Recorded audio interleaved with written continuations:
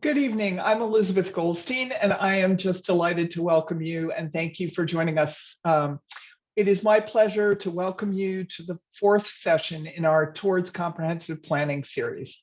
Before we get started, I want to draw your attention to the chat where the MAS team has placed some helpful tips and details.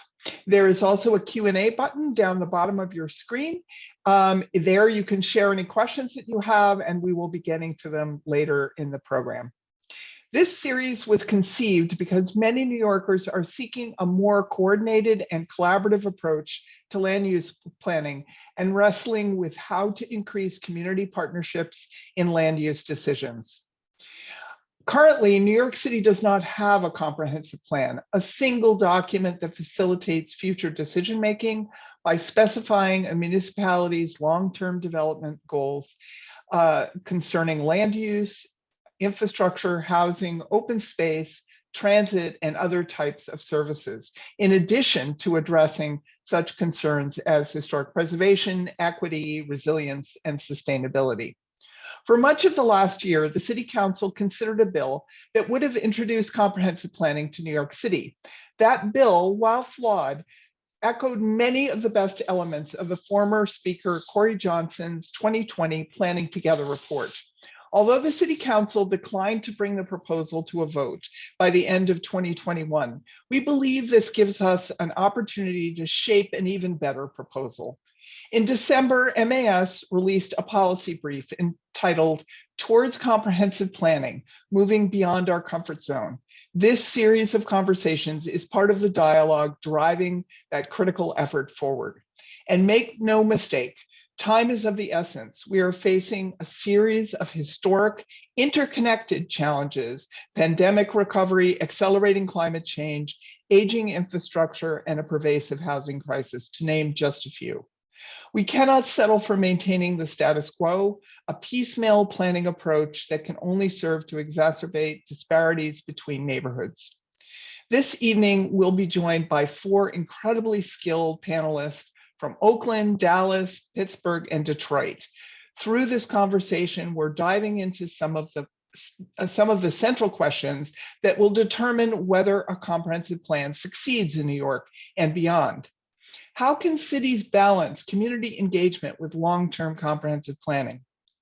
What types of engagement methods do cities, nonprofits, and neighborhood organizations utilize to gain knowledge and feedback from residents? And how do we build consensus while we're responding to urgent, universal challenges such as housing affordability and climate change? Before we begin the panel, it is my honor to introduce an elected official who's shown enormous leadership in this effort. Borough President Antonio Reynoso has been a champion of comprehensive planning for years, from the groundbreaking Bushwick Community Plan to his recent commitment to develop a comprehensive plan for all of Brooklyn. BP Reynoso believes in the power of New Yorkers to build better futures for their own communities. The first-time Latino to serve the Brooklyn Borough President, Antonio Reynoso, is a native Brooklynite, born and raised along with two sisters in South Williamsburg to Dominican immigrants, experiencing and witnessing injustices in multiple facets of everyday life. He has dedicated his career to advocating for bold, progressive legislation that improves the lives of New Yorkers citywide and gives all Brooklynites the opportunity to thrive and succeed. We are very proud to count him as a partner in this work. Please welcome Borough President Reynoso. Thank you so much, Elizabeth. I appreciate being on. So good evening to everyone. I am Antonio Reynoso, and I am the president of the greatest borough called Brooklyn. And before I get started, I wanted to give a huge thanks to the Municipal Art Society of New York for convening not just tonight's panel, but the three previous discussions on comprehensive planning. Planning problems are complex and interrelated. There is no silver bullet or one-size-fits-all solutions. That's why we need sustained open discourse on our shared objectives. I've been looking forward to this event because I believe we need to establish more venues for public dialogue between planners from cities across the country who are all seeking innovative solutions to their own complex challenges. Tonight, I'm excited to join representatives from Pittsburgh, Dallas, Oakland, and Detroit to discuss comprehensive planning, a top priority in my administration. Our city and the borough face historically unprecedented and difficult times. Even before COVID, Brooklyn residents faced disparities in public health, affordable housing, vulnerability to climate change, and were grappling with generational racism and inequity. The pandemic has both exacerbated these inequities and exposed systemic flaws in how we approach them, specifically our inability and unwillingness to engage in comprehensive planning. I was born and raised in Brooklyn, and for nearly a decade, I've been an elected official in the greatest city in the world and have been an advocate for my community long before my first election. Prior to this year, I served in the New York City Council, where in addition to representing my district, I worked on citywide policy concerns. As Borough President, I am now charged with addressing the needs of 18 diverse community districts in one of the most populous counties in New York State. Each community has been deeply affected by the events of the past 2 years. We've seen it time and again that planning issues do not occur in isolation. They are cyclical, deeply intertwined, and do not recognize political boundaries. Comprehensive planning allows us to take a sober look at local challenges, understand the scope of their impact, and develop holistic, responsive approaches to meet those challenges. It also helps to address 3 big challenges with planning: identifying, forecasting, and preparing for the greatest challenges in each community faces and is expected to encounter. Number 2, being proactive as opposed to reactive to them. And 3, allowing communities to advocate for one another as opposed to competing for limited resources. I believe that comprehensive planning is the most powerful tool to tackle some of the most difficult pressing concerns confronting cities today, because it lays the foundation for a more equitable and transparent approach to city and regional planning. For years now, there have been growing frustrations with how we plan, zone, and build in New York City. We've seen a backlash against the city's land use policies and a loss of faith in local planning agencies. As Brooklyn Borough President, I believe we need to restore the public trust by redesigning our static and outdated planning process. New York, and Brooklyn in particular, has a rich tradition of community-based planning going back to the 1960s and the 1970s. These plans are informed by deep local knowledge and developed through multi-year community-based organizing efforts.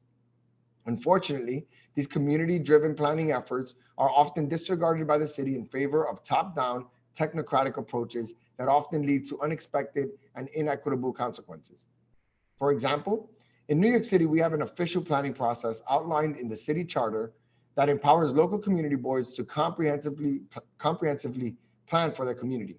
Community Board 1 engaged in this official process with the city in an effort to design their own vision for the community.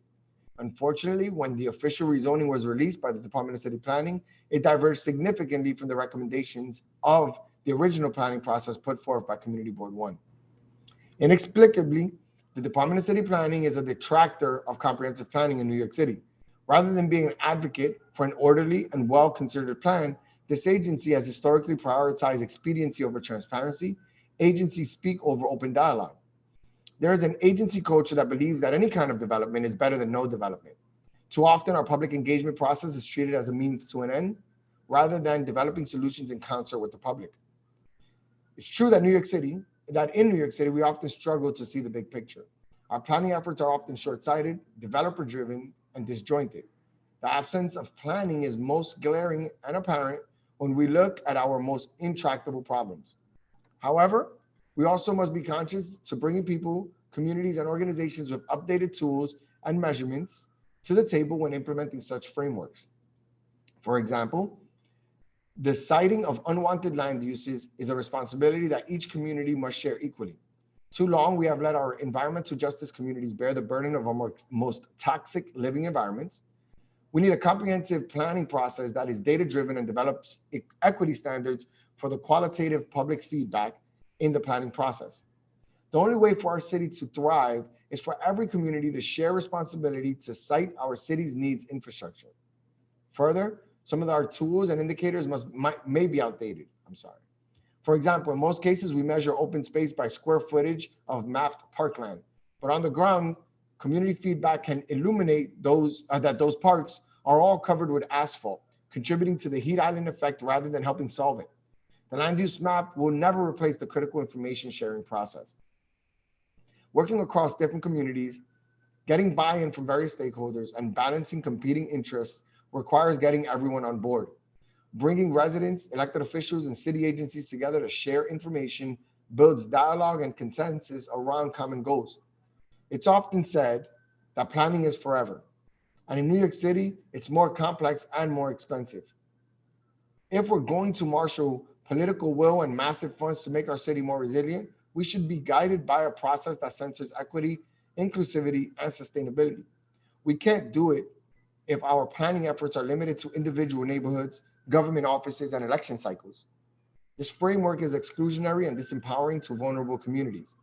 If we could require and promote comprehensive planning among all governmental agencies, our investments in affordable housing, public transportation, economic development, and more would be more impactful and successful across the board. Frustrated with the lack of planning, communities have been building capacity, forming alliances, and strategizing to advance their priorities. I want to make one final point about equity. Planners have an ethical responsibility to bring marginalized voices to the table. Unfortunately, our current approach privileges special interests that wield disproportionate power in the land use process. As a result, the city's rightful role and responsibility as to the ultimate arbiter of is diminished, and communities are denied the right to participate in vital decisions. This has resulted in glaring racial segregation and inequitable distribution of resources like housing, jobs, and parks. This makes our city less livable, less just, and less resilient. Over the last 2 years, we need a new planning paradigm that centers local knowledge with a holistic city framework. Comprehensive planning means looking broadly rather than narrowly, looking forward while being mindful of the past, and looking to well-established planning principles instead of furthering short-term political goals. We need to develop creative, impactful, and sustainable solutions, and comprehensive planning holds the key, and it is the way. Tonight's meeting is an opportunity to compare planning approaches across the country, identifying parallels between our municipalities and bridging gaps in our thinking.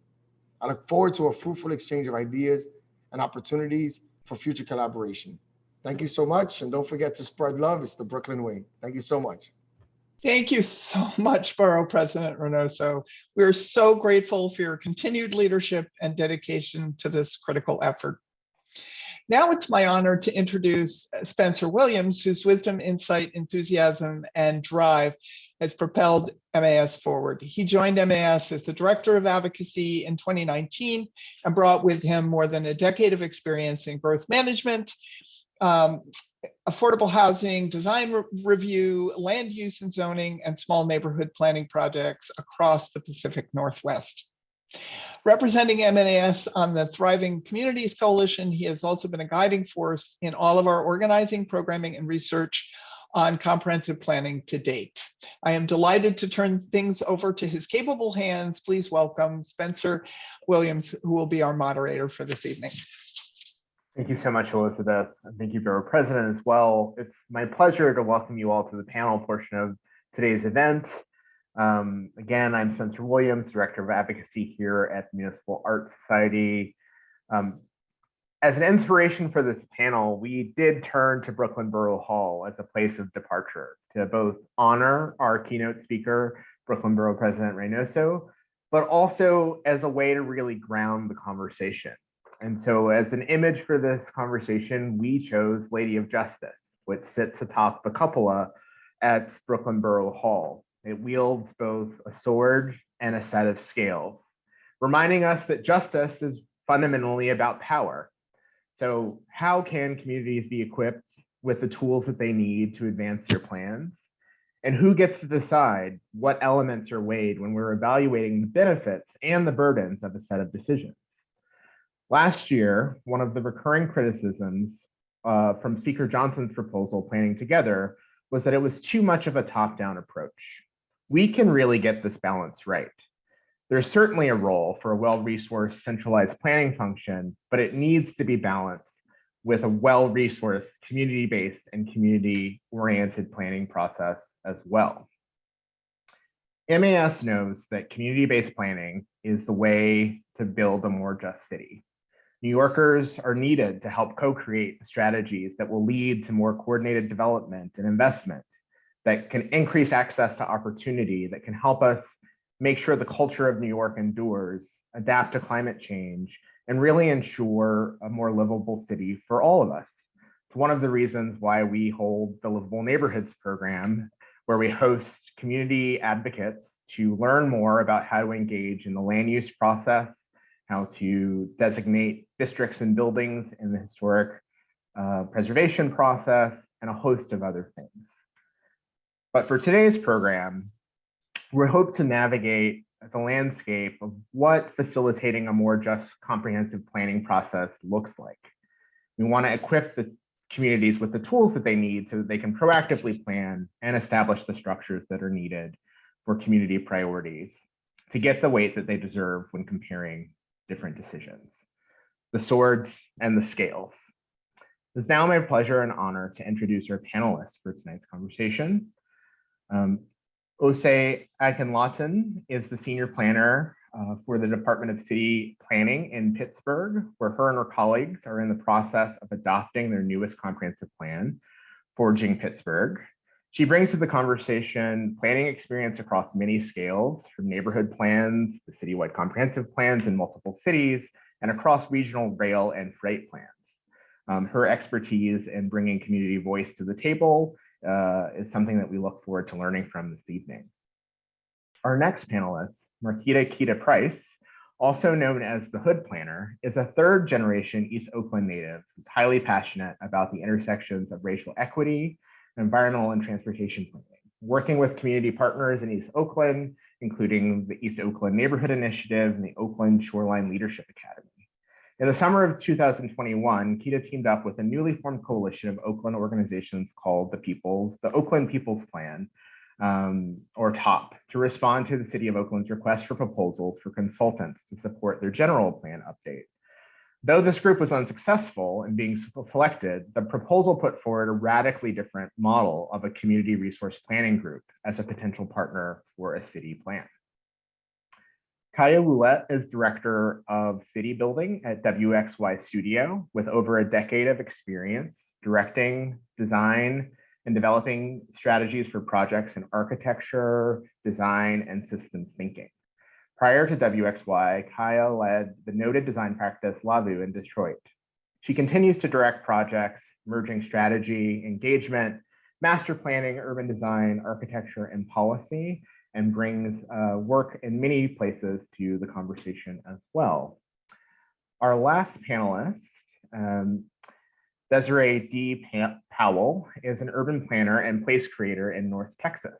She manages her own planning and design firm called Do Right by the Streets, which focuses on placekeeping as a tool to implement temporary to permanent space activations and projects, particularly in communities of color. Do Right by the Streets also specializes in breaking the complexities of zoning and its impact on communities and businesses of color. We're really excited to have you all in conversation. I've been admiring each of your work from afar for quite some time, and I'm so grateful that you are bringing your experiences to our community and to this conversation. To start, I sort of have an open question. There's certainly a lot of ways in which community give voice to their needs, right? We see that in protests. We see that in street signs. We've seen a resurgence over the last year in mutual aid networks. And there are many places in which community voice is showing up. Why have each of you turned to planning and comprehensive planning as a place where that community voice can sort of have power? Why planning? I think let's start with Ose. Sure. So growing up, honestly, I was not involved in the civic process. And honestly, by education, I am not a planner. I am a geographer. And planning provides narrative power.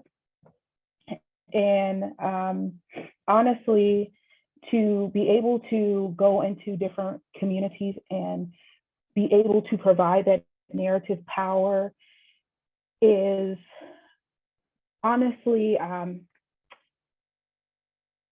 it's powerful. It means a lot to me, especially someone growing up in a low-income community who, again, was never able or didn't participate. It provides me a satisfaction, honestly, to be able to actually be a part of that engagement process. That means a lot to me. And then being able to provide additional education to that importance and to navigate so many different policies and to provide, again, that education piece is very, very important, especially in this socio-political time and climate that we live in. And I'll leave it there because there are so many different layers that we have to get through this evening, and I'll pass it on. Keta, same question, sort of why planning? Thanks, Spencer. Why planning for me? I'm also not a planner by education. I don't have a formal degree in planning, which is why I call myself the hood planner, because I just started seeing in Oakland. I live in Oakland, California. I'm born and raised in East Oakland, which has been a more disadvantaged area because a lot of the historical redlining and other things. And so I just started seeing the neighborhood changes, well, not in my neighborhood, but other neighborhoods changing, downtown, Jack London, Diamond District.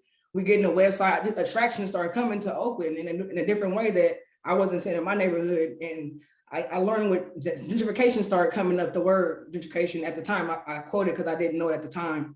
And so I just started learning it. And I was like, I learned city planning and urban planning. And so I was like, man, people actually, there's a blueprint to the cities or to the neighborhoods that we have that, so who creates these blueprints? And it was city planning. So like, just like Ose said, I'm like, damn, like that's powerful. Like I want to be a part of creating the blueprint and design for my city. And I think that the people in my hood should be able to too. And we have those skills. And so that's why it was planning for me. I just learned that it was a formal legal process that actually changes, transforms our neighborhood. So why can't we do that transformation for us, by us?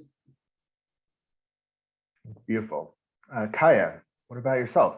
How did you turn to planning as a place for this power? Well, I'm sensing a theme here because I also was not trained in planning formally. But I trained in architecture, and soon after finishing school in Detroit, I started a firm that I led for about 10 years. And it was really about building spaces. And I always say that I didn't go into it to wait for clients to come to me, but rather I went into it to create the projects that I wanted to work on. And at the time in 2010, Detroit was going through lots of different things and has continued to over the last decade. And it was really about finding projects, finding partners. I did things like I started a makerspace called Pony Ride. I was a partner in a bagel shop, so I got to design a bagel shop and a pocket park. And throughout this process, I found a lot of barriers. And one of the things that I learned was, if you have, for the pocket park we built for the bagel shop, I had to go to city planning to get a variance. And so I'd sit in the planning office until someone would let me talk to them. And so a lot of it was learning the processes, understanding the methodologies, learning code, really digging into it to the point where I knew code better than some of the folks at City Hall. And it really was about learning why these things are, and then thinking about it more holistically. What do we want in our city? How do we want to how do we want to live? And then thinking backwards, how can I get around those things? And so a lot of it, for me, planning is a way to have a say in what the future of the city looks like. You can't just be building buildings. You got to be saying, what is the zoning of tomorrow? And also that the laws are broken, that they are not made for everyone, that they are not accessible and or even make any sense because they were written at a time when we didn't have the issues that we do today. So a lot of it was, for me, bringing different voices together and learning from the communities that I was working in. And it wasn't that I had all the answers, but it was that I could be that voice. I could go in and learn more from other folks and then bring that into the work. So it's a messy process. It is not clean, but it is, as was said, it is fulfilling and it's joyful because it's about the future while still respecting the past. D. So maybe the odd person out that I did go to school for planning, but not to graduate school. So I didn't immediately know this is what I was gonna do. Kind of similar to what Ose and Keta mentioned. My family's from Northern Louisiana, very rural, maybe 500 people. And when we visited, it always was like, it was so different from what it was when I went back home to Texas. From streetlights or no streetlights, the way the road was, and even just like how the houses were numbered, if they had house numbers. The differences of it was just, I guess, always kind of interesting to me. A lot of my planning, I guess, reasoning or why came from a sports lens. I thought that the sports route was going to be my route to impact or be a part of any kind of change. That's where you see people the most. That's where you feel like if they're doing it, then, I mean, people are going to gravitate to that. So I actually came from a Parks and Recreation background, as far as why certain parks had a trail and other parks had like a piece of sidewalk that they just didn't finish, and we just used it as a trail, and what that looks like. And like everybody mentioned, learning and understanding this process, these processes of what this legal document reads like, and 90% of your city planning offices, they get frustrated because you're reading it better than them because you've sat down and you studied it and you've broken it apart. So being able to encourage, especially people that look like me, to be a part of that, even if it's just go to one meeting just to get the free snacks, like just to be there and hear what they got to say and understand that like a lot of these plans were, like mentioned, written at a time where they didn't think anything was going to happen. 90, 92. There's no way a plan from the 90s can guide you today in 2022. So that was the big part for me. I was aiming to stay away from the political side of it, but I mean, I think it comes with the territory now as far as understanding that. But really education, and there's no reason that we shouldn't be at, if not that table, have our own table where people know what zoning is, a master plan, land uses, variances, you know what I'm saying? So really bringing that education back to the people that like kind of put me in this place to be here. That's wonderful. I think for all of you, there's a question of sort of who gets to call themselves a planner. And there's, I think, in elements of all your work, there's a sort of recognition that the built environment, that the cities really shape our communities, whether it's from health, access to businesses. How do you sort of help people build that bridge to sort of say, if you care about education, you should care about zoning? And how do those issues that may not sort of fit neatly into conversations about land use, how do you bring communities into those conversations? I know that there's been some activations that some of you have done that have been really welcoming spaces for that kind of work. If you could talk about sort of a project that's let people in, and maybe Kaija, the Mixtape project certainly comes to mind here as a way of bringing people to a really technical conversation by using something that they already know. Okay, well, I'll talk about Mixtape, but I want to first talk about something that is close to my heart because it was like my most fun project I ever did in Detroit. And it was actually a series of projects. We decided to put aside our clients for a moment and design something that was for the public realm. And what we came up with was a swing, very simple swing. It had the sail that was activated when when the wind caught it. And had a lot of, it was beautiful, it was fun, it was playful. And then we went around and tried to get it hung in different places, and that required lots of conversations. We ended up being able to have it as a part of some festivals, and we did an installation in the DeQuinder Cut, which is a rails to trails kind of below grade type of, kind of like the Beltway in Atlanta, and we hung it there for it was there for a few months. There was like 6 swings, and what I found in that was everyone could sit in the swing. It could be 4 2-year-olds sitting on it together, or there would be like a grandmother who would just barely move because, you know, she's on there, but she's on it and she's enjoying it. And I think a lot of times architects, planners, people who are working in the office, we forget the simpleness, or how simple it is to create fun, and how important it is to create public space that's accessible to everyone.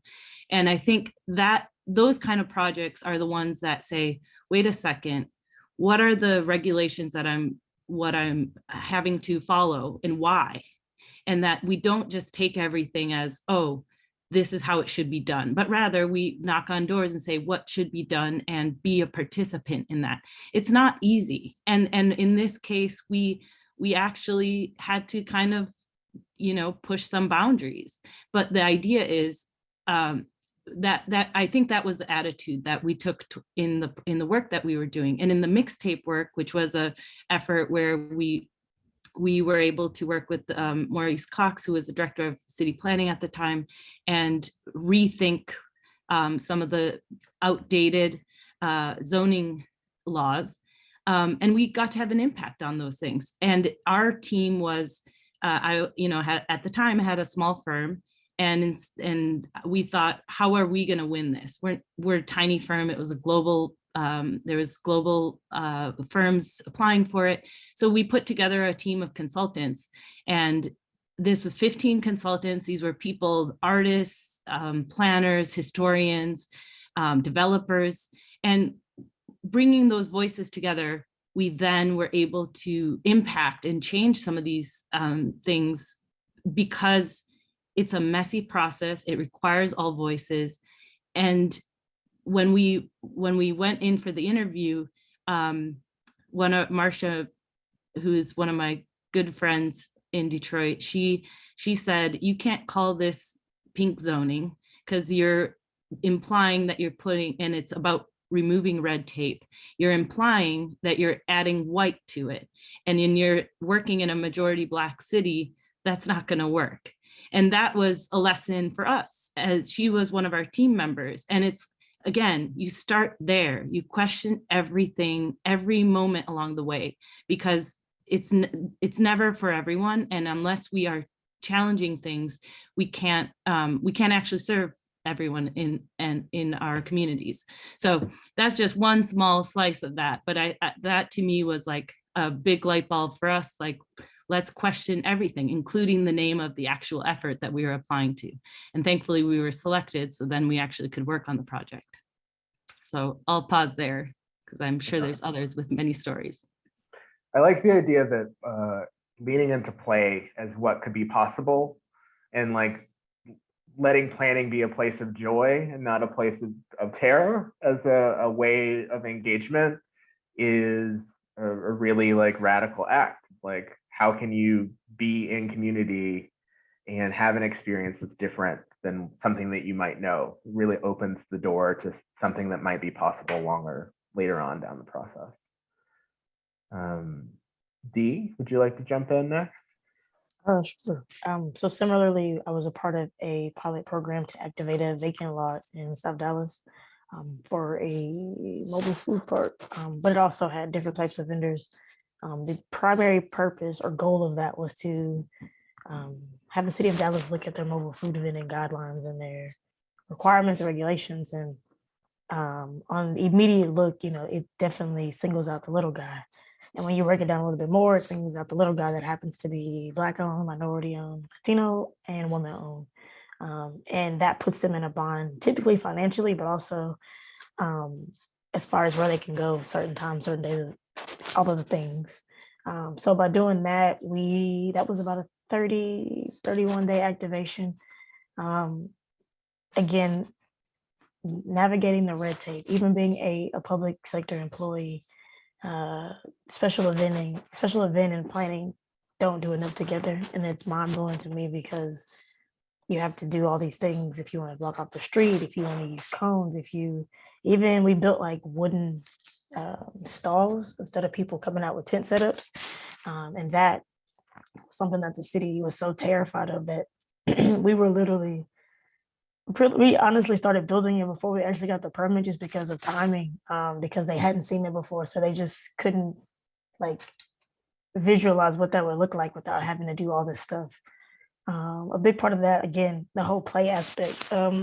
When it was first presented to me, I was like, well, I don't really know a whole lot about like food vending, besides just from the red tape side, like the bad guy in the situation. But understanding that the way people interact, the way people engage is planning in itself. Like it's the space in which people feel they're most comfortable. And through the park, you got people. Couldn't get the city to come out and have a table and talking about, I think, or Dallas is going through a new comprehensive plan update, but it got people thinking like, why can't this be here all the time? What else could be here? Like the wheels started turning and the imagination just kind of like overload. And I think so many times, like it was mentioned, we sit in the office all day, we draw plans, we check off boxes, either they got it or they don't.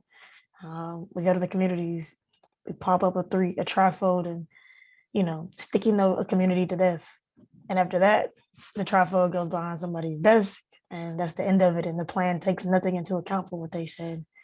So even I think sometimes those spaces don't look like traditional planning spaces. Sometimes you don't ask planning questions. You just do it because it's underutilized. That community already has little to no faith in the planning process or is aware of it. So it's definitely leaning more into play and imagination. And what we do is already so technical and so gray and so, can be very humdrum. So having to go and sit out at a table in the Texas heat and try to get people to want to talk to you about zoning and land uses is not going to catch, especially for a community that's already felt the brunt of zoning and didn't know what it was, but they know they lived through what it did. You know what I'm saying? And that was the biggest thing of this activation and others like it isn't to put you on as like a lab rat. It's not to like tell you what you already know. Like you already know what the stats say about poverty and the dropout rate and all this other stuff. Why would we bring that and do that for 31 days when people tell you every day why you can't have development or why you can't have economic growth or why housing won't come here, or at least what they think is why those things won't happen. So allowing people to interact with planning from like you mentioned, Spencer, it's not like this, everybody's in black suits and they're coming out and they don't want to answer your questions. It's just going to be a no matter what you say. So definitely leaning more into play and just like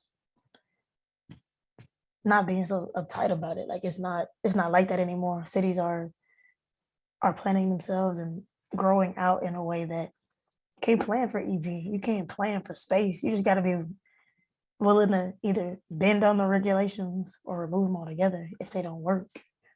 So it's definitely having a sense of imagination and being willing to like, take that first step of, man, that didn't work, but let's try something else and, let's run with it. So imagination for sure. We don't cultivate that enough as part of our processes. Yeah. Imagination. I think I've seen a pretty dynamic video coming out of the West Coast, of like a front yard being a place for a planning meeting during a pandemic.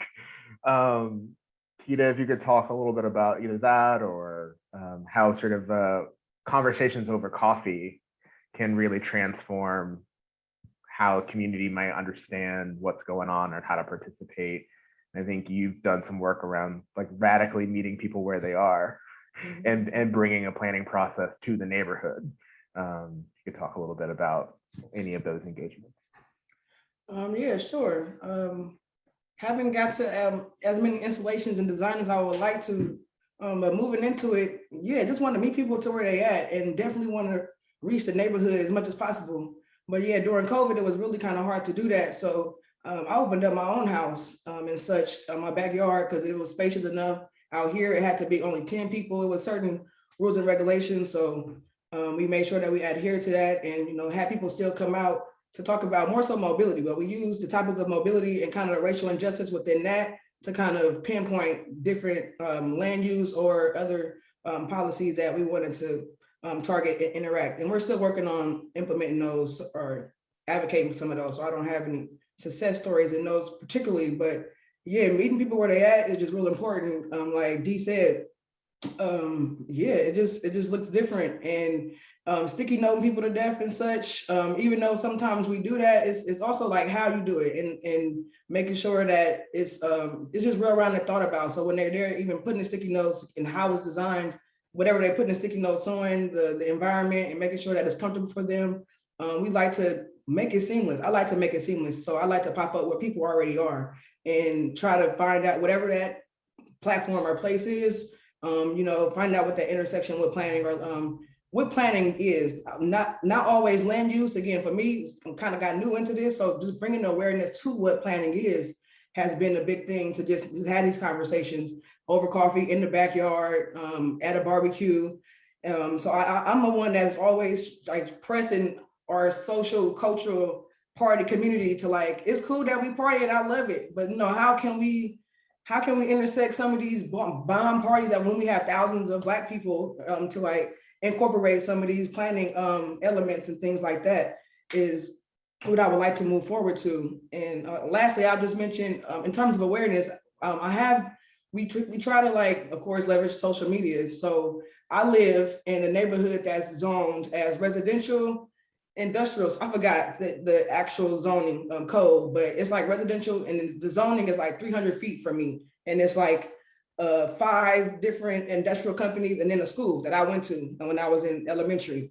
And so when I went to that school, I had no like sense of what was really going on when I was inhaling and things like that. But now that I'm older, I realized I have that next to me. There's a crematorium that was allowed by the planning department, even though we advocated a lot against it. And just a whole row of just industrial zoning that and transportation zoning that I didn't recognize.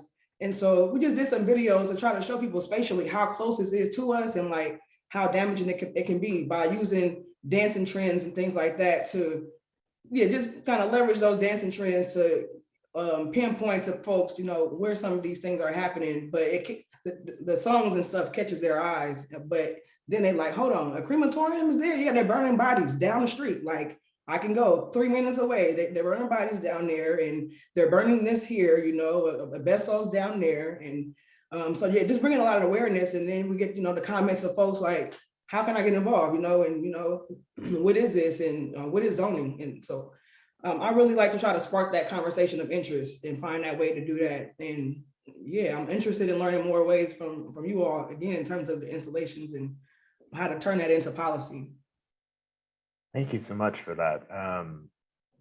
I also wanted to hop in. Okay. So here in the city of Pittsburgh, and I'm going to potentially talk about 3 different things here. So here in the city of Pittsburgh, we have a public engagement guide. And it's a document that more so tries to address the systemic inequities associated with public engagement.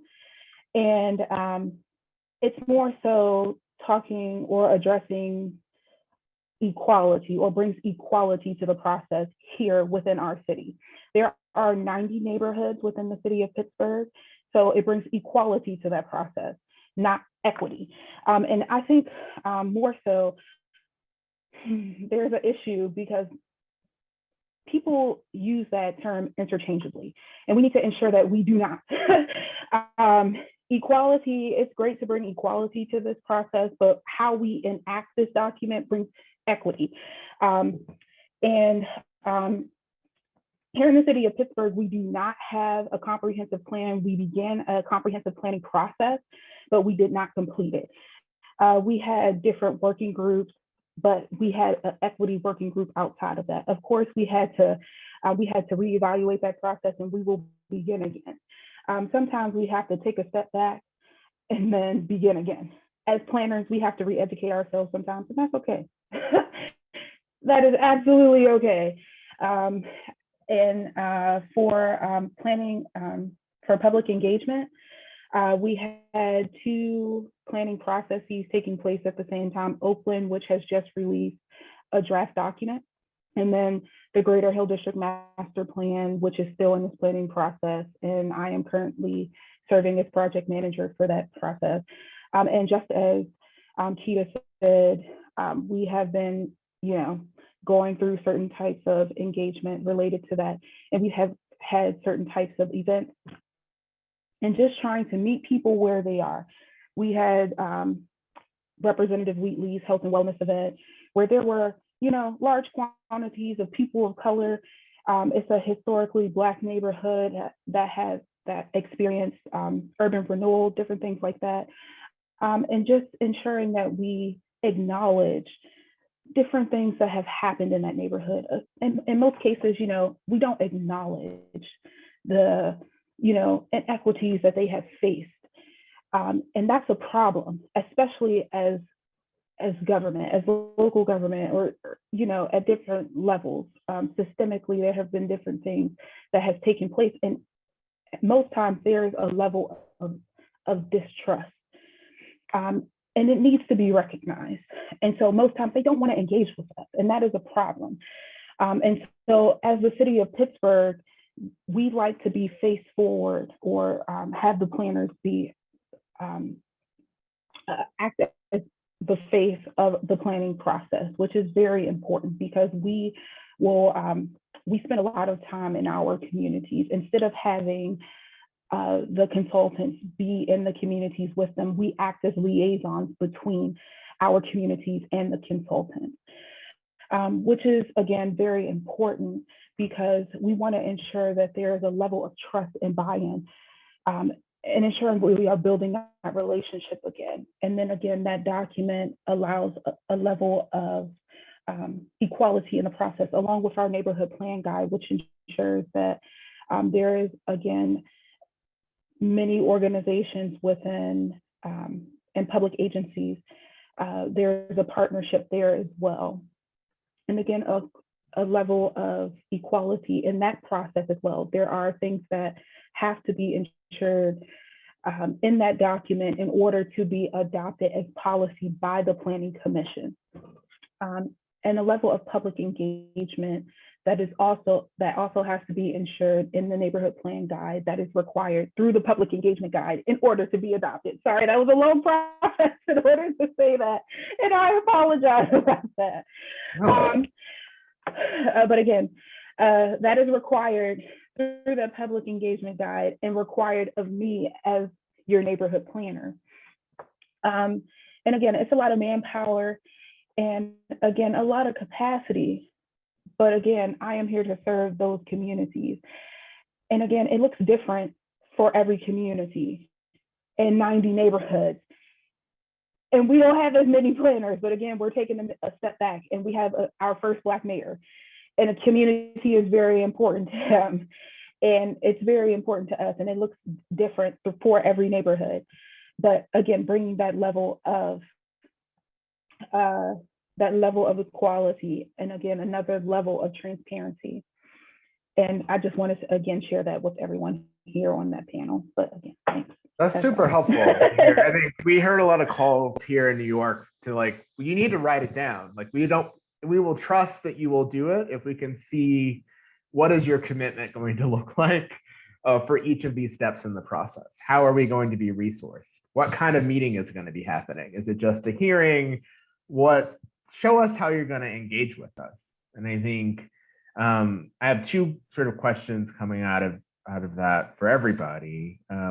One is, I think, around how data has been helpful to some of you all in sort of meeting the conversation, so that you're not asking communities what they're going through, that you sort of know the things that they've been telling you for years or decades in some cases.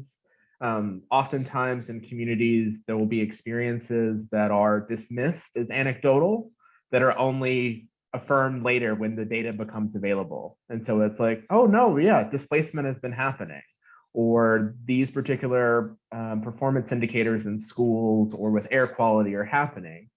How can you sort of bring that data, not just to those communities that are directly impacted by it, but to the broader city? And so there might be disparities between neighborhoods that data can maybe help sort of say, why is the city focusing on this neighborhood when we also need a park, says X neighborhood? I think I'm curious how data shows up in the work that you all do. I'll jump in on that one because I local government by day, and then with DRBTS, I don't have to really worry about much of anything besides being as engaged as possible. But as a day-to-day planner, everything is almost like based in data and analytics. And we're almost like trained and beaten to only look at the data and not look at the people. So when we talk about disparities, sometimes the data is helpful when it comes down to like income. And then once you start to realize it's not, because some people either don't file taxes, or if you're in a community that it is a large population of international people or immigrant people, they don't have a social security number. So what they reflect on paper doesn't always reflect of what they bring into their household. It puts you in a weird place of how helpful is data, at what point do you stop the data and then you start the real life.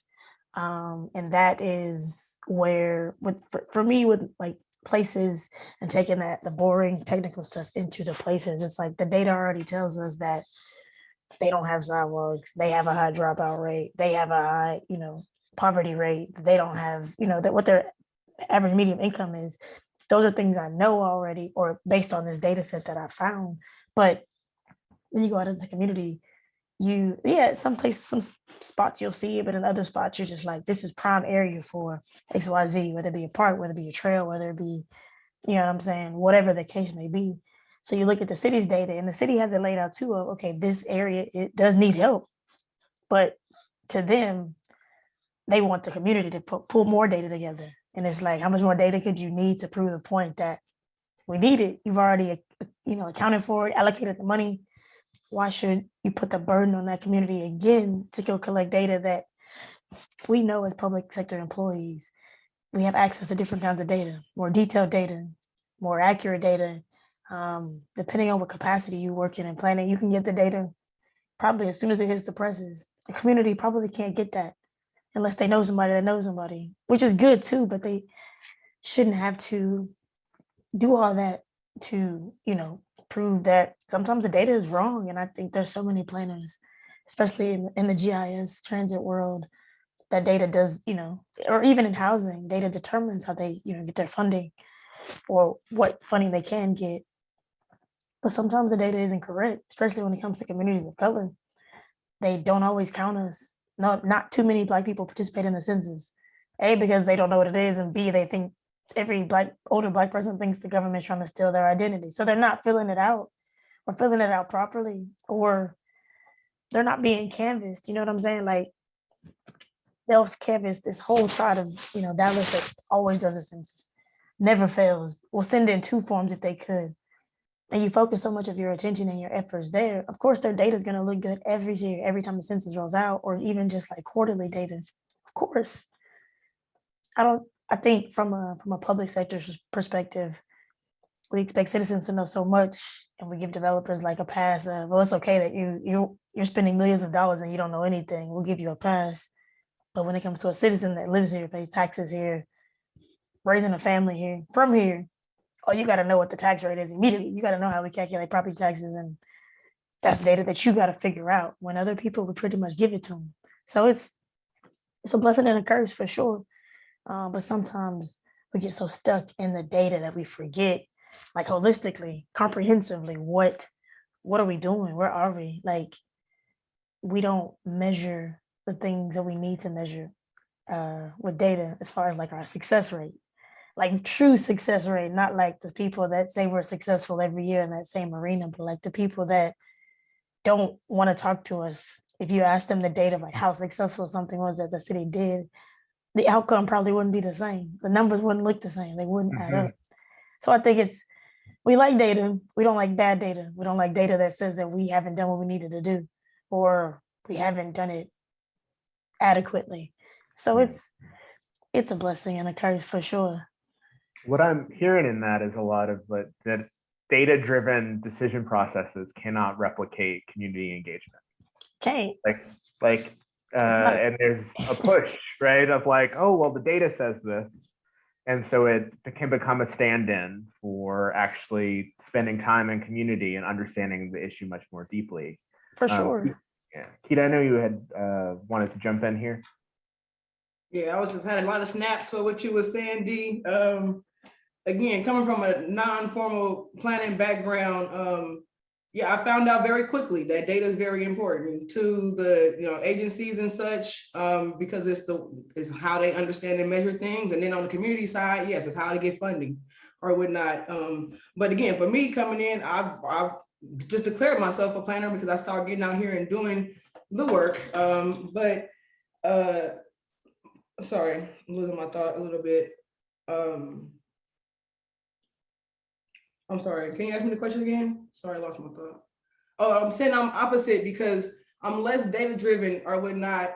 So I came in the game like less data driven and more about the lived experiences. And so even though I don't have a degree, but my background is in math and science. So I don't mind numbers. So that's not a problem in processes and things like that and getting the data. That's not a problem, but translating it, still trying to figure out how to translate it better, being that medium, since I know that is very important for these certain people and such and funding. But at the same time, yeah, going to the hood neighborhoods and such or whatnot, I'm not going to talk to people all the time. I don't always want to go out with a clipboard or, something like that, or have people feeling like they're on trial or on an interview all the time. And so just, yeah, we just really try to find out how to translate our organic conversations and information into, and just having a better back end way on how to, collect and I guess cipher through that information for us, like for us to take that grunt work, but to take the grunt work off of the community, because yeah, we are overtaxed with engagement. We call it engagement fatigue. And so we when I work on the community organization side, we try to really push back on sometimes the need and a requirement for more for certain metrics and data or whatnot. It's like, we already have this, like you are the public agency, you can pull this up through big data or whatever, some other platform that you have before we can or whatnot. So we know this in our community. I'm still living here and serving it. So we have these experiences, we see what's going on. Like the issue hasn't changed in some areas. So where can we start from there and build instead of going out, over and over project by project. And on the community side, I'm trying to encourage also for us to do more ongoing engagement instead of, so when these projects and such come, we don't have to go and run for the metric or whatnot. So just how can we be better in that sense too, and doing stuff more proactively, like it was mentioned, and doing ongoing engagement in a more creative, fun, special event way, so that when this stuff come up, it's like, okay, yeah, we heard this, then, and move forward accordingly. I want to echo what she was saying about planning fatigue, not only on the professional side, but on the community side as well. One of my communities that I am currently project managing for the Hill District, and some of the other communities in Pittsburgh, they are severely planning fatigued and they just do not want to engage. And that is very difficult. Getting people out, especially during COVID, is very difficult, or during the pandemic, pardon me, is very, very difficult. Yes, we have, we can engage digitally, but even that has shown to be very difficult when it comes to engagement. And I think we're supposed to talk about like engagement during COVID, but just to hear about certain ways to engage with people. I think I would like to hear like some of the other panelists, like different means of like trying to engage with the community members, because having like those types of those drivers of engagement, like, meaningfulness, safety, availability, like all of those like drivers of engagement, I would love to hear about that, because it is so difficult to have that, especially during the pandemic, especially when there is the low capacity to do so, because it takes, it takes money. It takes time. Like, it's very, very, very difficult, especially when funding has been very low. That's all. So I might jump in here, and I don't know that I have the answer for that, but I had a thought. I know one project that I was working on before the pandemic was a reimagine of the Boys and Girls Club in Detroit. And one of our partners in the project was Big Sean. And he did this huge event at the event when we opened and we had all the press and everything. He did a big event on the census, and he came and talked to the kids about the importance of filling out the census. And to me, when you were talking, Keta, about your sort of TikTok videos, I think is what maybe you were implying, like that. I wonder about that accessibility, and something we worked on really actually with the mixtape zoning that I spoke about earlier. We said, okay, you want us to think about zoning, but we want to think about how is zoning accessible. And one of the biggest things is that you can't easily, it was mentioned earlier, you can't have a block party without a bunch of things that you have to do. And so as there was this thought about how do you make it easier? Well, the first thing is you got to make the events that people want to go to, make those easier. And then maybe there's ways to fold in some of these kind of like planning your where's your basketball court in your neighborhood. Like you can make it more fun. And I don't have the answers, but the first thing is like make regular events, barbecues, family things more easier to do in your own cities. And then how can we as planners and people who are actively working on things in the neighborhood, how can we partner with people who bring those people together? Like, I mean, not saying we can all get Big Sean to the table, but can we start to engage in that way and make it more fun and make it more pleasurable to go to and not just another meeting? I just wanted to hop back on one because I definitely agree. I wanted to ask my other panelists that because we at the City of Pittsburgh, we have our larger platform, Engage PGH, and have invested so much into that.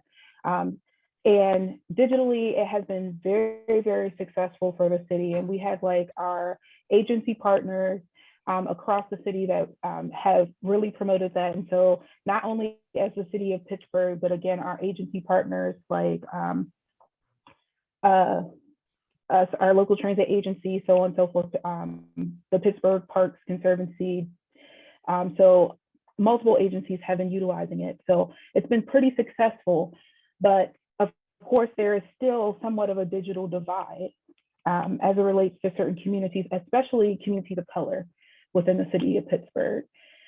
So traditional forms of engagement have been more successful in my planning processes for, again, communities of color. So that's why I wanted to ask those questions. But yeah, just wanted to throw that out there as well, because although we have those, just ensuring, because people, of course, we utilize those methods, but ensuring that we also utilize those traditional methods as well, and seeing again what has been successful. So, I think thank you.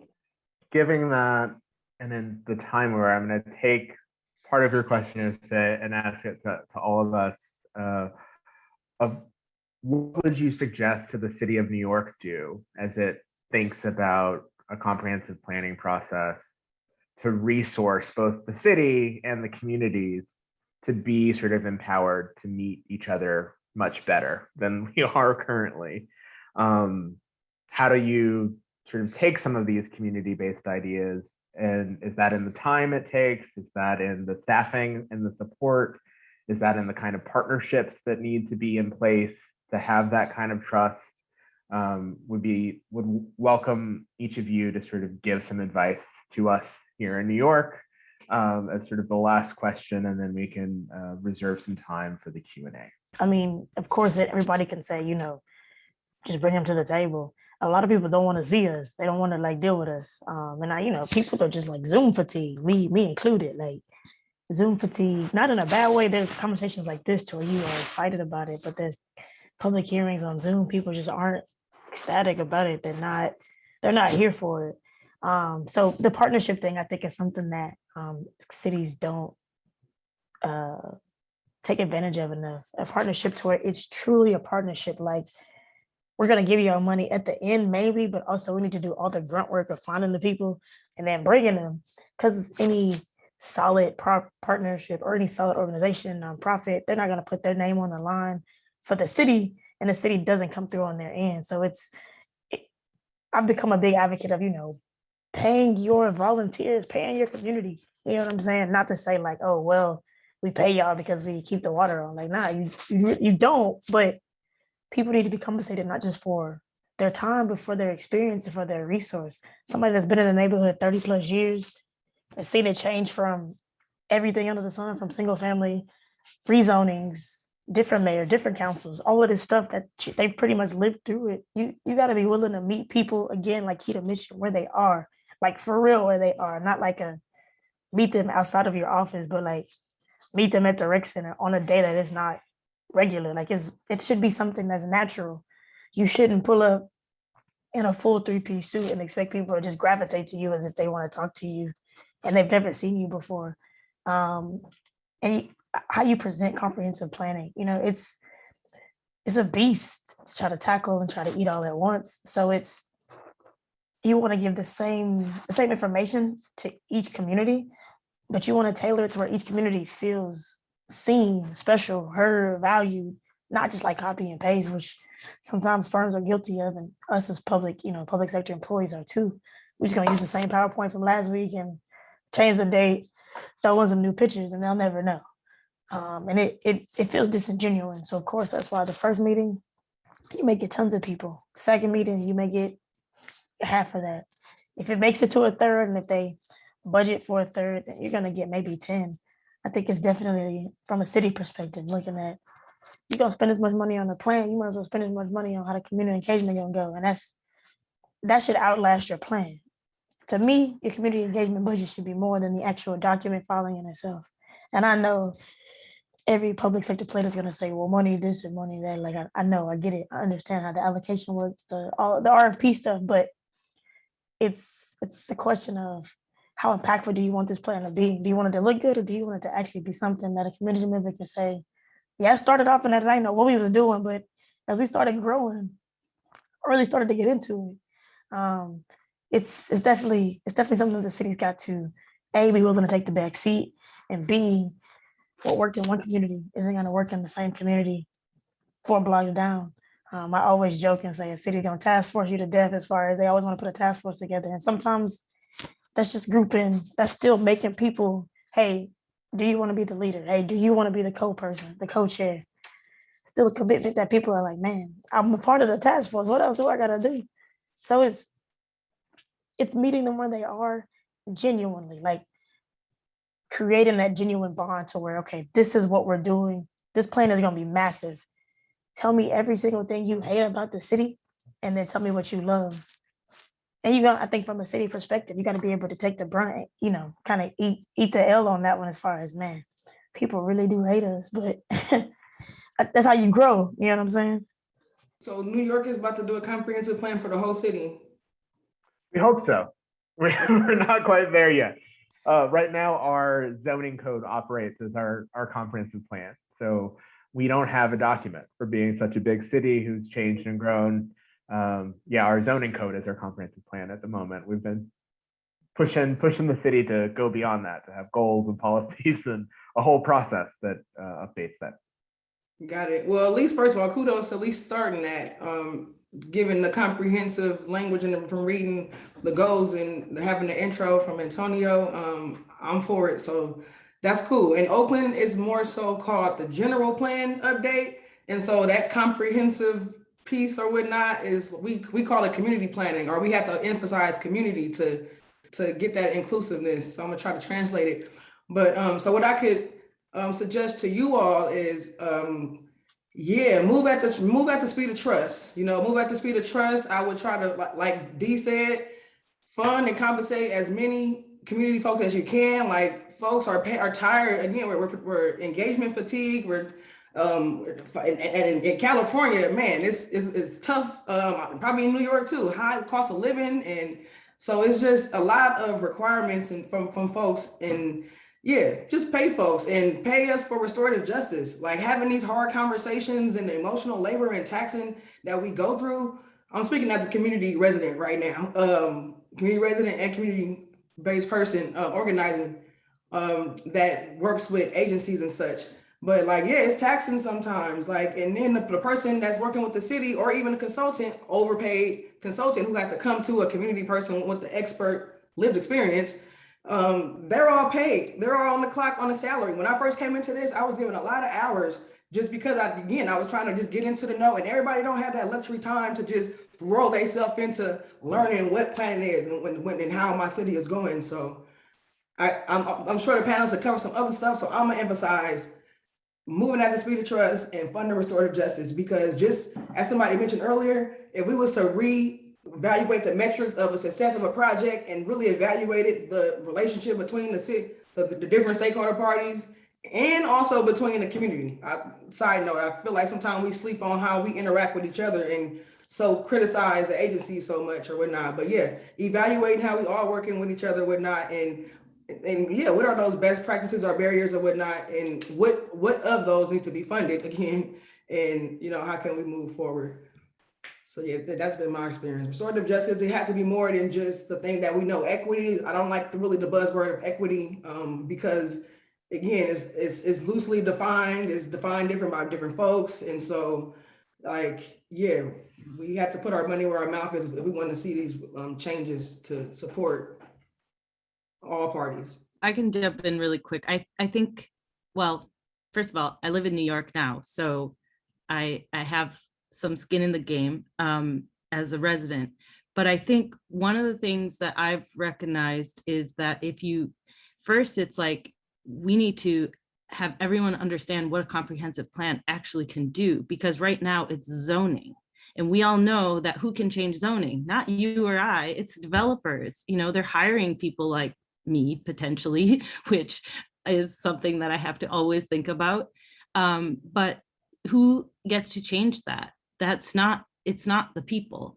And then the other thing that I think it's who the city hires to create the comprehensive plan, implement. Like, I wonder about the consultants that are hired, like, are they including community members? That's something that we always did, because one, we felt like we needed that voice on our team when I'm speaking mostly of the work I did in Detroit, but like, and then we paid them, they're part of our team, and we paid them, and they are a participant. Now, that's not the solution. That's not a perfect thing, but starting there, like, how do we get more voices at the table, and how are they paid? And is that the city finding those people, or is that the consultants? Is it both? And I think it's just thinking about how do you make sure that people who are at the table are also representative of the communities that we're trying to serve. It's a very hard, complicated thing, but if we don't have comprehensive planning, then it's the developers. They're the ones making the decisions in a lot of ways. So I guess I'm just going to read off a definition here for the scale of comprehensive plans, which is a comprehensive plan covers all topics citywide at a high level, which more detailed planning occurs at smaller scales. So I just wanted to give a high level overview there. So what I think is that you should organize yourself. It requires the proper capacity. You should have the right expectations. You should have proper funding, and you should have the proper education. And that's at all levels. That's for your planners and for your community. Of course, as planners, you are forever learners. And you should remember the 3 drivers of engagement, which is psychological meaningfulness, which is having a reason to engage, psychological safety, having the freedom and safety to engage, and psychological availability, having the capacity to engage, and keeping that at the forefront of your mind for every resident in the city of New York. And then remembering for this process that your city plan is your narrative power, which is also a narrative in itself, which is control. And again, control is power. And that's all. That's all so beautiful. Thank you all for your advice to the city. We're going to turn now to a couple of questions from the Q&A. I'm going to start with a question posed to us by Kelly Richardson, really asking, can you share an outreach experience that you would not replicate? Is there something that you tried and found out it wasn't impactful or maybe even harmful? I won't say harmful, but I will say, man, showing up to like having a community meeting and not having a translator for any Spanish, Vietnamese, or ASL, and not having any handicap accessibility, you lose people right there. So that is something outreach wise, people are already pissed coming in because there's a language barrier, there was a physical barrier, and that made it all the more challenging to, I mean, I wasn't presenting, I was just chilling, you know, I was observing. But from an outside looking in, like first year in the game, it was like, man, how could you not think this through? And if this location wasn't suitable to meet those things, at least for a handicap ramp, then we should have had it somewhere else. And that would have been an easy, you know, phone call or an email or whatever. But I think the first thing I wouldn't do is you know, you already shoot a community down when you don't have anything that represents them. This is just off the gate. You go into a community that's primarily Black, Hispanic, and Vietnamese, and you have nothing in anything but English and nothing in Spanish or Vietnamese. Like off the rip, you're telling people like, we really just want you to come in here because our bosses told us we had to have this meeting. We don't really care how the outreach actually goes, and we're not going to take anything that you say. So I would definitely say those little things, those small elements of have access, handicap access, people that have a handicap plaque that are really aggressive. So yeah, do that. I'm going to turn to another question here, and then this is for anyone who can answer. Sort of what is the role for planners, like inside of city government, to try and convince elected officials to really respond to community needs and interests? There's certainly changes in administration, changes in leadership. Oftentimes, planners in the civic sector, or public sector, can sort of be the thing that's stable across multiple generations or across, you know, the life of a comprehensive plan. Sort of how can you be an advocate inside city government? Man, when you figure it out, let me know without getting in trouble, being on the verge of getting fired. Like when you figure it out, let me know, because it's like the more you push for people and you advocate for them, the more it's just like, we don't got time for that, we don't got money for that. Why do you care? So it's when y'all figure it out, let me know. I mean, I guess the only difference for me is I'm union, so I guess I can advocate a bit more. So I can speak to the council people on behalf of my residents. So I can advocate, and I am union, so I have a bit more leeway. There you go.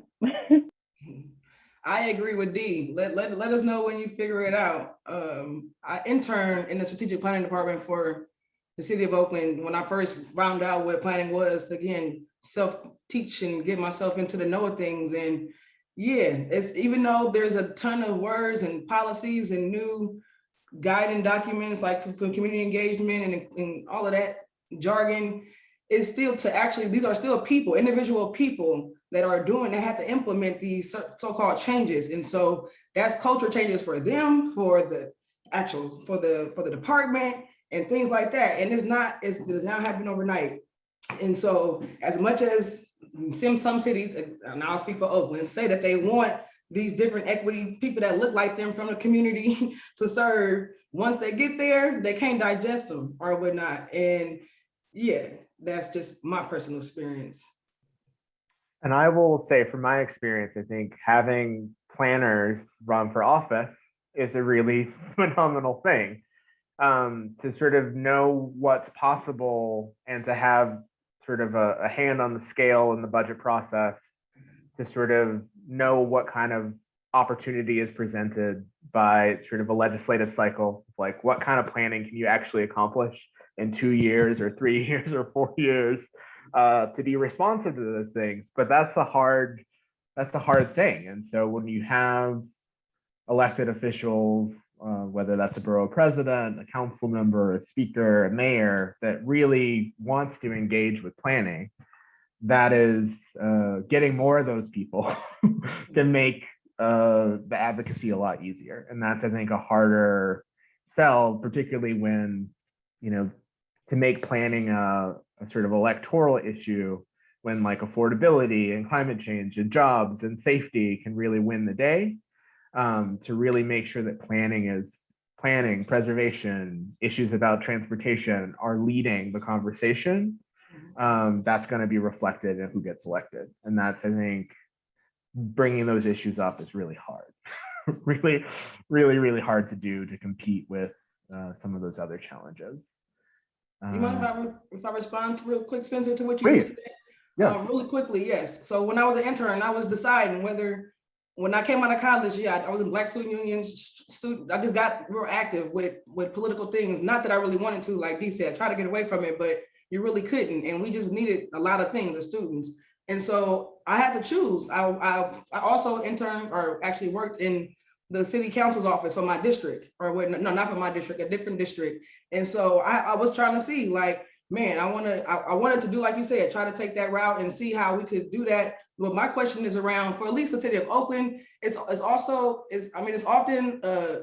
it's thrown like a conflict of interest. So I was confused. I was worried about if I was to, be a planner, aspiring to be like Dee, to have my own firm and things like that, and still be a city council person. Like, what does that look like? And I just want to raise the conflict of interest when you're working internally, or when you're so close to community, but you're trying to make the equitable change as needed, and you're working with agencies, your connections with the community sometimes is a conflict of interest. And it's like, well, hell, the consultant don't know, the consultant don't know anybody, so they still have to come to me, pay me, I prefer, to still go to somebody else. So why not cut the middleman out?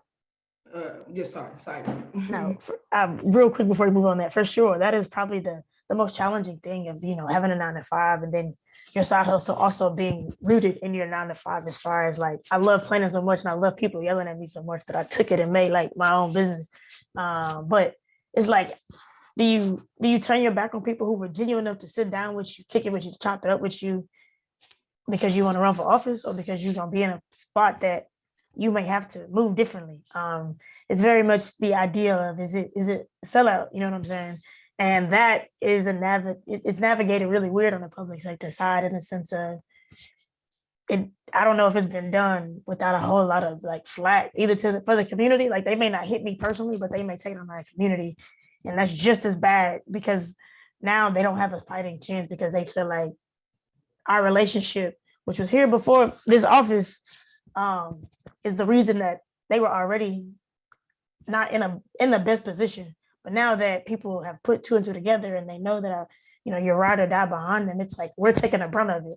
You got to move. You got to get out. We got to dissolve. And that is probably the most challenging part of it all. When people say planners should get into office, they say office changes you. I don't know. I don't have an immediate desire to find out, but I also think the way that, at least in Texas and in Dallas, and now in the Southeast Texas area, our councils are set up to be, it's me and then it's them. Like, they're not as important now that I'm up here.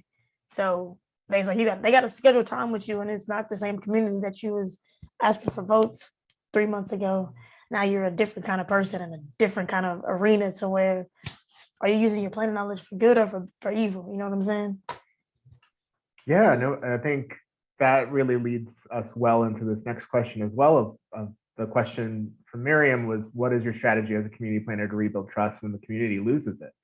Right? Oftentimes, people have a relationship with the planning agency and not the planner, right? And so, even if there are new people, a new elected official, a new planner that's come into the meeting, there's certainly been colleagues of mine as well who have sort of been hired by a planning agency or a local government, and then they're going to a community that looks like them to sort of sell a really hard set of decisions. And that can be a compromising thing as we get more people that reflect the communities that we serve working in these spaces. How do you sort of hold those relationships, but also like transfer some of that power to both the community and the city, right? Like that is, I think, you've all spoken a little bit of like how the strength of your personal relationships are things that strengthen both the community side and the sort of trust in government. And that sort of liaison role of like, how do you navigate trust for both, you know, the city and the institution and the communities that you sit in? I think maybe that'll be our last question. Sure, I'll kick us off here. It's difficult, and boy, does it take time. You have to spend a lot of time, and you have to lay a lot of groundwork between the community and the organization itself. You have to build those, like you said, those personal relationships. And there is a lot of transparency. Because honestly, like majority of the time, the community feels like the government is holding back a lot of information from them. And you have to ensure, like, that's why those documents that I was discussing previously, that provides it provides a lot of information that they felt like they were missing previously, but then just bringing people to the table from the government, from the organization. You got, most times you have to stop saying government, and honestly, just providing, names and just information itself. If you can bring those people to the table, to the community, and they can actually see the face of these people, that'll go a long way. Like, you have to show and prove for these communities. And again, these seeds are deep rooted, especially in communities of color, especially where there have been systemic and institutional issues that date back to, way back before a lot of these people were even born. And you have to spend a lot of time, a lot of time with them. And that'll be where I leave it, and you can pass it on to someone. So I just want to say, I don't work for the government and actually haven't. So I really, really have a lot of respect for you all who have been. It's hard to do. So I want to raise that. I want to just say one thing, and this is for the white people in the audience, because I'm here and I'm white compared to all of my panelists. And I think it's really important that the only thing I could do when I worked in a city that was majority Black, the only thing I could do was lift other voices. That is the only thing. I can, of course, do my work. I can do all the things that I was doing from day to day for my clients. But at the end of the day, it was my job to lift other voices. And I hope that people can do that, because that's at least I would love to hear feedback from my panelists, but that is the only thing I know how to do that is effective. And I hope that we continue to do that. And thank you, Spencer, for setting this up. I think it's really important to hear all these voices.